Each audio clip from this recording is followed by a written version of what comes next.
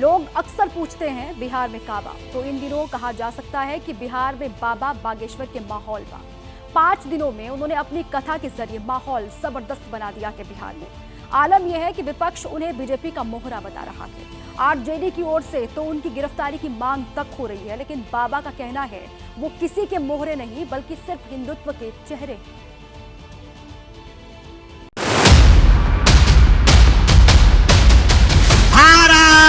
हिंदू राष्ट्र की, भारत हिंदू राष्ट्र की जय सिया राम। भगवाए हिंद कहोगे, हम भगवाए हिंद कहेंगे। तुम देश को तोड़ने की बात करोगे तो हम भारत के हिंदुओं को जोड़ने की बात करेंगे।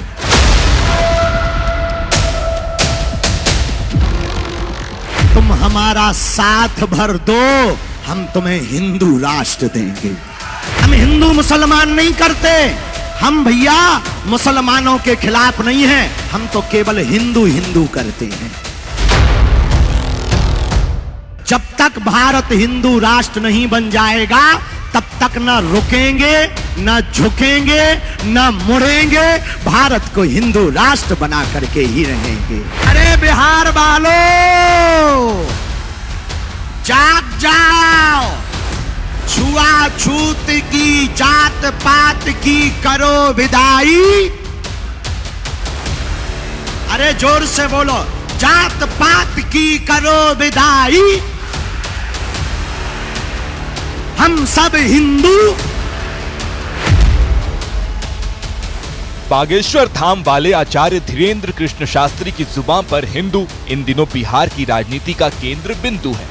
और जब 1947 में भारत एक मजहब के नाम पर भारत के टुकड़े कर दिए गए, पाकिस्तान बना दिया गया, तो अब इस देश को हिंदू राष्ट्र क्यों ना घोषित किया जाए। हमने ये अपनी बात रखी है और जो पूर्ण तथ्यात्मक है। हम पदयात्रा फिर से करने वाले हैं, एक यूपी में करेंगे, फिर बिहार में करेंगे।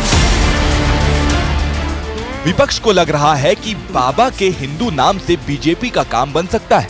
ऐसे में पहले छोटे मोटे नेताओं ने बाबा की गिरफ्तारी की मांग की और अब तो आरजेडी का प्रथम परिवार भी खुलकर सामने आ गया है। प्रधानमंत्री का हिम्मत है, माननीय प्रधानमंत्री का हिम्मत है, तो बिहार से देश भर से मुसलमानों को भगाने का काम करेंगे, राज कहीं बनाने का काम करेंगे। राबड़ी ने कैमरे पर बोला तो बेटी रोहिणी आचार्य ने सोशल मीडिया के जरिए बाबा पर हल्ला बोला। इसी लाइन पर पप्पू यादव भी हैं, जो सांसद तो निर्दलीय हैं, लेकिन कांग्रेस के करीबी हैं।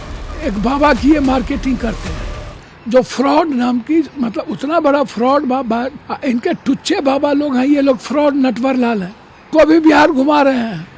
बीजेपी हमेशा बाबाओं पर और गलत चीजों पर भरोसा करके चुनाव जीतती है। इस पर बीजेपी ने भी तीखा जवाब दिया।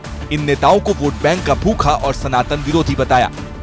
एक ही थैली के चट्टे बट्टे हैं पप्पू यादव भी और आरजेडी भी, एक ही मानसिकता के हैं, दोनों एक ही वोट बैंक के लिए लड़ रहे हैं। ये वोट बैंक की राजनीति के कारण ऐसा करते हैं, मुसलमानों को खुश करना चाहते हैं। बाबा बागेश्वर की बिहार यात्रा धार्मिक थी। उन्होंने गोपालगंज में एक श्रद्धालु के निवेदन पर हनुमंत कथा की, लेकिन आरजेडी को लगता है कि उनकी बिहार यात्रा के पीछे बीजेपी है। तो दिल्ली में बैठा बाबा है ना, वो दाढ़ी वाला, उसी का ये सब चेला लोग है। जितना बिहार में आ रहा है वो सब चेला है। लेकिन आचार्य धीरेन्द्र ने ऐसे आरोपों को सिरे से नकारा है। उन्होंने दो टूक कहा कि उनका काम किसी को जिताना या हराना नहीं, बल्कि हिंदुओं को जगाना है। ना तो हमें नेता बनना है, ना हमें चुनाव लड़ना है, ना हमें किसी को जिताना है, ना किसी को हराना है। हमें तो भारत बचाना है और हिंदुओं को जगाना है।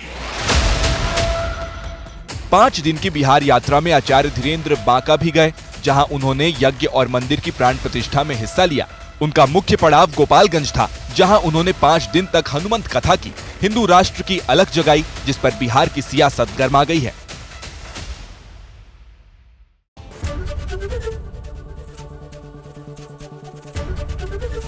एबीपी गंगा, खबर आपकी, जुबान आपकी।